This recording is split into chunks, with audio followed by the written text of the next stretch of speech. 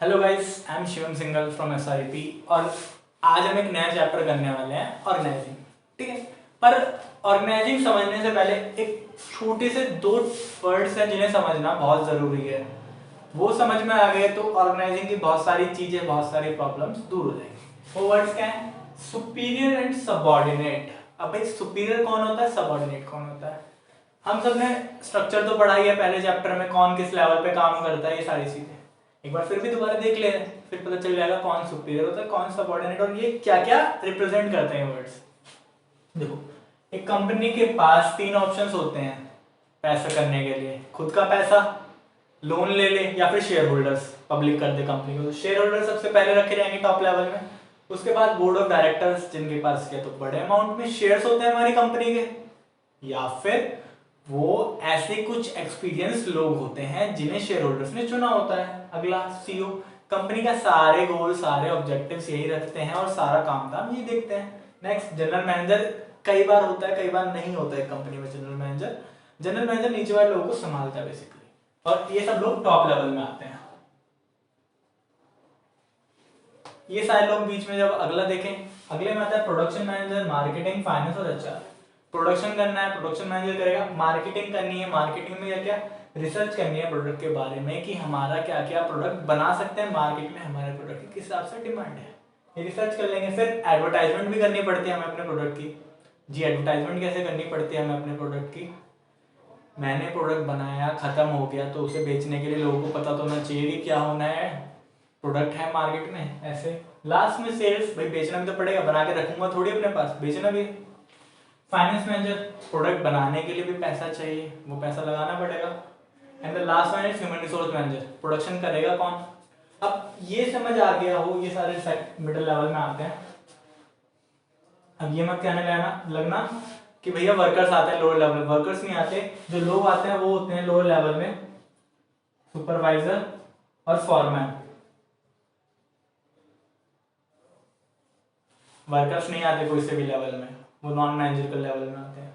एक बार ये समझ लेते हैं कि सुपीरियर और सबऑर्डिनेट वर्ड्स बता क्या रहे हैं हमसे। सुपीरियर हमेशा ऊपर वाला, सीनियर बेसिकली। जैसे कि मान लो मैं मार्केटिंग मैनेजर की पोस्ट पे काम कर रहा हूँ, मेरा सुपीरियर कौन हुआ? General manager. मेरा सीनियर कौन हुआ? General manager. और मेरे सबऑर्डिनेट कौन हुए? ये तीनों, रिसर्च, एडवर्टाइजमेंट और सेल्स। ऐसे ही अगर मैं सीईओ हूं तो मेरे सुपीरियर्स कौन है? Board of directors. और मेरे सबऑर्डिनेट्स कौन है? General manager. और सब सबऑर्डिनेट कौन है? ये सारे लोग। ऐसे करके तो अब इन दोनों का मतलब पता चल गया। तो अब देखते हैं ऑर्गेनाइजिंग में होता क्या है। भाई ऑर्गेनाइजिंग क्या होता है, सबसे पहले ये समझ लेते हैं। भाई मैनेजमेंट के 5 फंक्शन है: planning, organising, staffing, directing and controlling. Planning में हमने ये सोच लिया कि हमें कौन सा गोल अचीव करना है और उसके बारे में आगे कैसे क्या काम करना है। पर लेकिन हमने अभी तक रिसोर्सेज तो अरेंज किए नहीं, है ना? तो यहाँ पर हम ऑर्गेनाइजिंग को कह सकते हैं, ऑर्गेनाइजिंग का बेसिकली मीन्स होता है अरेंज करना, चीजों को न्यूमेरिक टर्म में लगाना और उन्हें अपने पास इकट्ठा करना। ऑर्गेनाइजिंग का प्रोसेस भी यही जाता है। क्या मतलब? भाई ऑर्गेनाइजिंग लोगों के काम को डिफाइन करती है। आप ये काम कर रहे हो, आप यहाँ पर काम करोगे, डिफाइन कर रही है उनके काम को, ग्रुपिंग कर रही है कि आप इस ग्रुप में काम करोगे। जैसे कि यहीं पर से एग्जांपल ले लेते हैं। मैंने लोगों को काम डिसाइड कर दिया मार्केटिंग के अंदर कि आप रिसर्च का काम करोगे, आप एडवर्टाइजमेंट का काम करोगे, आप सेल्स का काम करोगे। मैंने लोगों के काम को डिफाइन कर दिया। उसके बाद मैंने इनका एक प्रॉपर ग्रुप बना दिया मार्केटिंग के अंदर। तो मैंने क्या कर दी? इनकी एक्टिविटी ग्रुप कर दी। किस चीज के लिए? इनके बीच में अथॉरिटी और रिस्पॉन्सिबिलिटी का रिलेशनशिप बनाने के लिए। अभी अथॉरिटी और रिस्पॉन्सिबिलिटी क्या है वैसे तो आगे जाके चैप्टर में अच्छे से समझेंगे, फिर भी अभी देख लेते हैं अथॉरिटी और रिस्पॉन्सिबिलिटी तक क्या है। अथॉरिटी होती है किसी भी पर्सन को कमांड देने की, कि मेरे पास पावर है, मैं उसे कमांड दे सकता हूँ। रिस्पॉन्सिबिलिटी जो मुझे कमांड मिला है उसे पूरा करने की। आपको पता होगा जनरल मैनेजर मार्केटिंग मैनेजर को काम देगा या फिर मार्केटिंग जनरल को काम देगा? जनरल मैनेजर, ऑब्वियसली बात है। तो बस यही होता है कि इन दोनों के बीच में पता रहे सबको कि कौन किससे ऑर्डर लेगा और कौन किसके लिए अकाउंटेबल होगा। ठीक है, अगला आता है प्रोसेस ऑफ ऑर्गेनाइजिंग। अब भाई ऑर्गेनाइजिंग का प्रोसेस क्या कहता है? ऑर्गेनाइजिंग का प्रोसेस सबसे छोटा प्रोसेस है पूरी बुक में। पहली चीज, तो बहुत जल्दी से याद होता है। और इसकी एक और ट्रिक भी है, ID, D, AD and ER। मैं बेसिकली क्या करता हूँ, यहाँ पे 2D लिख देता हूँ। ID identification and division of work, लोग को आइडेंटिफाई करना है कि वो क्या काम कर सकते हैं। जैसे कि मैंने यहाँ लोगों को आइडेंटिफाई करा और उनके काम को बांट दिया अलग अलग हिसाब से, उनके काम का डिवीजन कर दिया। भाई डिवीजन कैसे करा मैंने, यहाँ पर आपको लगता है परचेज मैनेजर आके रिसर्च मैनेजर से कुछ करेगा उनके साथ उनके काम, या फिर परचेज मैनेजर और एडवर्टाइजमेंट मैनेजर एक साथ काम करेंगे? जल्दी नहीं। उसके बाद सेकंड है डिपार्टमेंटलाइजेशन। भाई बहुत मेन पॉइंट है, इसी केस स्टडी आती है बच्चों के सिर के ऊपर से जाती है डिपार्टमेंटलाइजेशन वाले पॉइंट। कहता क्या है बेसिकली, बहुत आसान सा पॉइंट है। डिपार्टमेंटलाइजेशन कहता है मैंने लोगों को अलग अलग बांट तो दिया है, मैंने लोगों को पहचान लिया लोगों के अंदर क्या क्या खूबियां हैं, पर अब मुझे उन खूबियों, जो एक जैसी खूबी वाले लोग हैं, जो कि सिमिलर नेचर वाले हैं, जिनका जॉब जो है सिमिलर नेचर की है, उन्हें मैं एक ही डिपार्टमेंट में रखूंगा। जी मतलब जैसे आप कॉमर्स वाले हो, आप कॉमर्स के डिपार्टमेंट में आते हो, बिजनेस स्टडीज वगैरह ये सारी चीजें पहले डिफाइन की गई कि इनका बेसिकली यूज कहाँ होता है, फिर इन्हें एक पर्टिकुलर हेड के अंदर रखा गया। ऐसे ही यहाँ पर डिपार्टमेंट्स बनाए जाते हैं, प्रोडक्शन, मार्केटिंग, फाइनेंस, HR। यही तो एग्जाम्पल हुआ, आपकी लाइफ से रिलेट कर रहा है, ऐसे एग्जाम्पल करोगे तो याद रहेगा। अब आगे देख लें इसमें क्या होता है डिपार्टमेंटलाइजेशन में। तो डिपार्टमेंटलाइजेशन करती है, हमने जो पहले लोगों को छोटे छोटे ग्रुप में निकाला था, अलग अलग छोटे छोटे ग्रुप में निकाला था अलग अलग लोगों को, इन्हीं सारे ग्रुपों को मिलाकर एक बड़ा ग्रुप बना देती है। इन्हीं सारे ग्रुपों को मिलाकर एक बड़ा ग्रुप बना देती है। जैसे कि यहाँ कर रखा है हमने, यहाँ क्या करा, पहले लोगों को छोटे छोटे ग्रुप में मिला दिया, फिर इन्हीं लोगों को एक बड़े ग्रुप में बना दिया। जैसे कि यहाँ 3 लोगों का एक ग्रुप हो गया। ह्यूमन रिसोर्स के भी अंदर अलग अलग आते हैं, प्रोडक्शन के अंदर आते हैं, जैसे कि प्रोडक्शन के अंदर परचेज हो गया, ऐसी चीजें। ठीक है, नेक्स्ट है डिपार्टमेंटलाइजेशन के बाद अब असाइनमेंट ऑफ ड्यूटी। एक चीज और, डिपार्टमेंटलाइजेशन किस किस बेसिस पर हो सकती है, फंक्शंस कि काम क्या क्या हो रहे हैं हमारे यहाँ पर, उसके बाद अब प्रोडक्ट के बेसिस पर कि प्रोडक्ट कितने बनते हैं हमारे यहाँ, और लास्ट आता है टेरिटरी, जैसे कि नॉर्थ, ईस्ट, वेस्ट, साउथ, ऐसी चीजें करके। अगला AD असाइनमेंट्स ऑफ ड्यूटी। भाई खाली लोगों को ये करके मेरा कुछ काम नहीं चलेगा कि मैंने बता दिया आप अच्छे हो आप नहीं हो, जब तक मैं उनसे अपना काम ना करवाऊं, क्योंकि ऑर्गेनाइजेशन किस चीज के लिए काम करती है, प्रॉफिट के लिए। तो मुझे यहाँ से असाइनमेंट ऑफ ड्यूटी में प्रॉफिट निकलवाना है, लोगों को काम देना है। किस हिसाब से, उनकी रिस्पॉन्सिबिलिटी के हिसाब से, उनकी रिस्पॉन्सिबिलिटी के हिसाब से, अथॉरिटी के हिसाब से, and the last one is status के हिसाब से। बाकी एबिलिटीज, कैपेबिलिटी, ये सारी चीजें भी आ जाती हैं। लास्ट स्टेप आता है एस्टेब्लिशिंग रिपोर्टिंग रिलेशनशिप। भाई एस्टेब्लिशिंग रिपोर्टिंग रिलेशनशिप ये कहता है कि एक सुपीरियर और एक सबऑर्डिनेट को पता होना चाहिए कौन किसका सुपीरियर कौन किसका सबऑर्डिनेट। जी नहीं आया समझ, मतलब ऑर्गेनाइजेशन में 2 लोगों को या फिर सब लोगों को ये पता होना चाहिए कि वो किससे ऑर्डर लेगा, मतलब कौन उसका सुपीरियर है, किससे वो ऑर्डर लेगा, और किसके लिए वो अकाउंटेबल होगा, किसे वो आंसर देगा उस काम के लिए। ये सारी चीजें उसे पता होनी चाहिए। या फिर एक पर्सन किसे ऑर्डर दे सकता है और वो किसके लिए अकाउंटेबल है। यहाँ पर इतना सा बात कहता है। तो भाई एक बार जल्दी से देख लो, ये चीज मत भूलना, ID, DD, AD और ERR। ID, DD, AD और ERR। ID identification and division of work, departmentalisation में 2D रख रखे हैं पर लेकिन एक ही है, तो थोड़ा मैच करने के लिए ID, DD, AD और ERR। ठीक है भाई, एक बार जल्दी से उतार लो इस चीज को।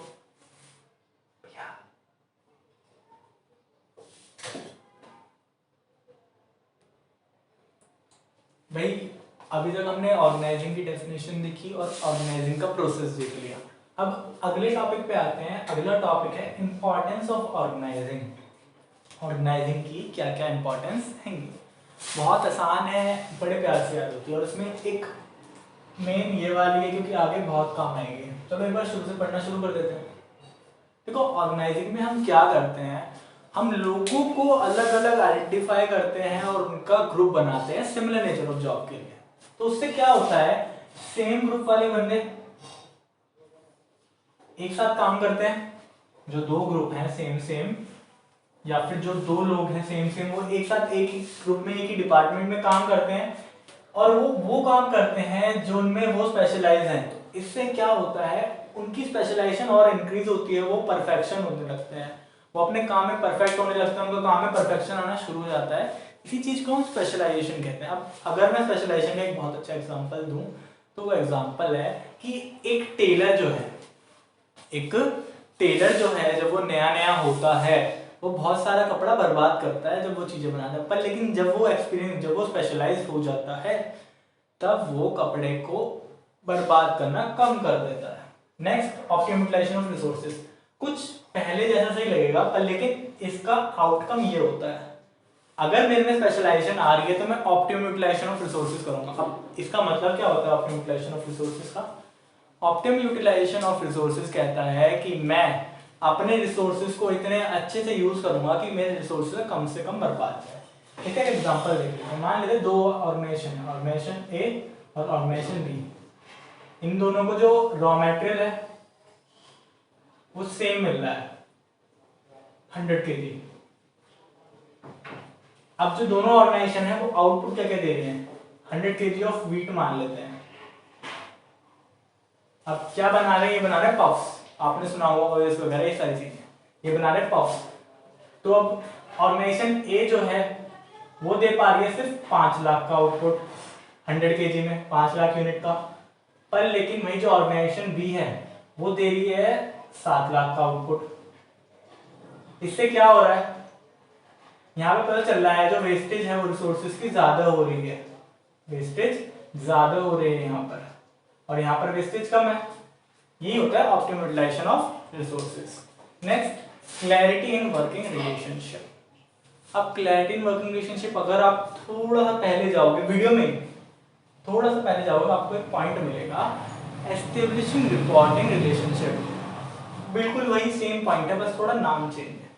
वहां पर मैंने क्या कहा था, लोगों को पता होना चाहिए कौन किसका सुपीरियर है और कौन किसका सबऑर्डिनेट है।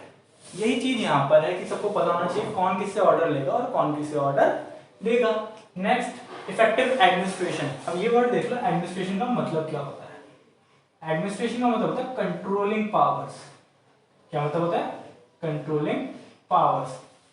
अब भाई कैसे होगी इफेक्टिव एडमिनिस्ट्रेशन, यहाँ पर हमने क्या करते हैं ऑर्गेनाइजिंग में, आगे जाके हम डेलीगेशन करते हैं एक चीज, उसमें क्या होता है हम अपना बर्डन कम कर देते हैं दूसरों को काम देकर, अपना काम दूसरों को देकर। और उसके अलावा एक चीज और है, यहाँ पे जब लोग स्पेशलाइज होते हैं और लोगों में क्लैरिटी रहती है तो भी ये आता है। जी समझ नहीं आया अभी भी। इफेक्टिव एडमिनिस्ट्रेशन कहता है जो मेरे मैनेजमेंट है वो अच्छे से काम कर पाएगी, बिकॉज क्योंकि मैंने उनके ऊपर से वर्कलोड कम कर दिया, पहली चीज डेलीगेशन की वजह से, और दूसरी चीज यहाँ पर जो लोग हैं सबको अपना सारा काम पता है अच्छे से और वो बिल्कुल अच्छे से कर रहे हैं, इसलिए उन्हें बीच में ज्यादा कूदने की जरूरत नहीं पड़ेगी। अगला आता है एक्सपेंशन एंड ग्रोथ। आपने थोड़ा बहुत इंटरफेस तो पढ़ ही लिया होगा इसका, मार्कर दे दिया, थोड़ा बहुत इंटरफेस तो पढ़ ही लिया होगा इसका। आपने देखा होगा इसमें दो आती हैं, फंक्शनल और डिविजनल, फंक्शनल और डिविजनल ऑर्गेनाइजेशन। बस यहीं पे एक्सपेंशन एंड ग्रोथ कराता है। ये कैसे भाई, फंक्शनल डिवीजन में कैसे ग्रोथ कराता है। फंक्शनल हमें पता है एक ही प्रोडक्ट के साथ बड़े अमाउंट में बनती है, डिविजनल अलग अलग प्रोडक्ट के बेस पर बनती है, तो वहीं पर ही हमें एक्सपेंशन और ग्रोथ करने में मदद करता है, बाकी इधर से भी होती है। Next, adaption to change. अब एडेप्शन टू चेंज क्या कहता है कि अडेप्ट करते हैं हम आते हुए चेंज को। हमें पता है जो हमारा एनवायरनमेंट है वो डायनामिक है, अनसर्टेन है, बार बार चेंज होता रहता है और अनिश्चित है, हमें नहीं पता क्या होगा, तो हम उसी चेंजेस के साथ अपने आप को बदलते रहते हैं। Last one, development of personnels. भाई यहाँ पर हम लोगों को सिखा रहे हैं काम, लोगों को काम सिखाया जाता है, लोगों को ऊपर से हम काम देते हैं, नया नया डेलीगेट करते हैं, डिसेंट्रलाइज करते हैं, इसी वजह से वो नया काम आसानी से सीख जाते हैं और जो हमारे पर्सनल्स हैं उनका डेवलपमेंट हो जाता है। अब चलते हैं थोड़ा उधर की तरफ। भाई ऑर्गेनाइजेशनल स्ट्रक्चर क्या होता है, अब एक बार ये देख लें। हमने पढ़ा था अभी ऑर्गेनाइजेशनल प्रोसेस, उसमें से ही निकल के आया ये ऑर्गेनाइजेशनल स्ट्रक्चर। मतलब भाई देखो, हमें याद है हमने कुछ ये चीज पढ़ी थी, इसे मिटा देता हूं। Shareholder, board of director, CEO, general manager बना देते हैं आपकी बार, production manager, finance manager, marketing manager और एचआर। नीचे का नहीं बना रहे क्योंकि स्पेस नहीं आ पाएगा, ठीक है। अब यहाँ पर हमने देखा था कि लोगों को हमने एक स्ट्रक्चर में बना दिया, यही होता है ऑर्गेनाइजेशन स्ट्रक्चर भी। लोगों को हमने एक फ्रेमवर्क में बना दिया, एक स्ट्रक्चर में बना दिया। इससे क्या हो रहा है और ये ऑर्गेनाइजेशन स्ट्रक्चर से कैसे निकल के आया? हमने पहले लोगों को अलग अलग आइडेंटिफाई करा, डिपार्टमेंट्स बनाए, डिपार्टमेंट्स बने हुए हैं, उसके बाद काम दे रहे हैं उसी बेसिस पर, और अथॉरिटी और रिस्पॉन्सिबिलिटी है ना, ऊपर से जो नीचे आ रहा है वो उस पर ज्यादा रिस्पॉन्सिबिलिटी और अथॉरिटी कम है, ये चीजें है ना, यही चीजों के बेसिस पर बना हुआ है। इसीलिए कहते हैं कि जो ऑर्गेनाइजेशन स्ट्रक्चर है वो ऑर्गेनाइजेशन के प्रोसेस से निकला हुआ है, और इसे कई बार फ्रेमवर्क भी बोलते हैं, मतलब ढांचा एक तरीके से। आखिरी टॉपिक आता है स्पैन ऑफ मैनेजमेंट। और स्पैन ऑफ मैनेजमेंट क्या कहता है भाई, ये वाला टॉपिक थोड़ा ध्यान से सुन लो, छोटा सा टॉपिक है, छुपा हुआ रहता है बुक में, कई बार आप इसे देख के भी नहीं आते, पेपर में आता है बहुत बार ऑर्गेनाइजिंग में से तो यही आने लग गया है। होता क्या है span of management? Span of management मेरे को बस इतनी सी बात कहता है कि एक सुपीरियर कितने सबऑर्डिनेट्स को आराम से संभाल सकता है, एक सुपीरियर कितने सबऑर्डिनेट्स को आराम से संभाल सकता है। जी मतलब कितने सबऑर्डिनेट्स को आराम से संभाल सकता है, समझ नहीं आया भैया? एक सुपीरियर के अंदर कितने लोग अच्छे से काम कर सकते हैं ताकि सुपीरियर पे भी बर्डन ना पड़े और लोगों को सही से कमांड भी मिले, इतनी सी चीज कहता है। जैसे कि मैंने यहाँ पे डायग्राम बना रखा है, आप पेपर में बना सकते हो ऐसा डायग्राम।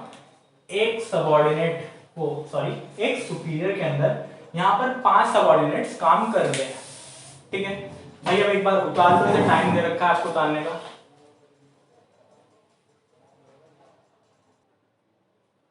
तो भाई यहाँ पर हम पहली वीडियो का पार्ट 1 एंड करते हैं हमारी ऑर्गेनाइजिंग की। और भाई थोड़ा सा ये लिखा है केस स्टडी के बारे में, थोड़ा देखना। एक छोटी सी बात कहनी थी कि भाई लॉकडाउन एक्सटेंड हुआ है तो ये नहीं है कि सिर्फ या तो आप 12th के लिए ही पढ़ रहे हो, अपनी हॉबीज थोड़ी सी पॉलिश करो, नहीं है तो कुछ क्रिएट करो। एक छोटा सा चीज कहूँगा, बुक्स रीड करना शुरू करो इस टाइम पे, बहुत अच्छी हैबिट बन जाएगी, बहुत अच्छी नॉलेज आ जाएगी। खाली सिर्फ पढ़ने से ही कुछ नहीं होगा, एक्स्ट्रा भी चीजें करनी पड़ेंगी। डिस्क्रिप्शन में लिंक दे रहा हूँ एक ऐप का, बहुत अच्छी बुक है। पहली बुक मैं रिकमेंड करूंगा आप लोगों को, थिंक एंड ग्रो रिच। और अगर आपको कोई अच्छी बुक है तो वो भी कमेंट्स में मुझे रिकमेंड जरूर करना, आपको पढ़ूंगा और आपको रिप्लाई भी दूंगा कि मुझे वो बुक कैसी लगी, अच्छी लगी या नहीं लगी, और उसकी बेस्ट बात क्या थी। और बाकी केस स्टडी के ऊपर वीडियो लाने वाला है बहुत जल्दी, केस स्टडी कैसे सॉल्व कर सकते हैं, और केस स्टडी की एक ट्रिक भी लाएंगे कि केस स्टडी कम से कम टाइम में कैसे सॉल्व करें। और जब मैं 12th में था, जब मैं कैसे अपना बिजनेस का पेपर 2.5 घंटे से भी कम में कंप्लीट कर दिया करता था। ओके बाय बाय कर दो भैया।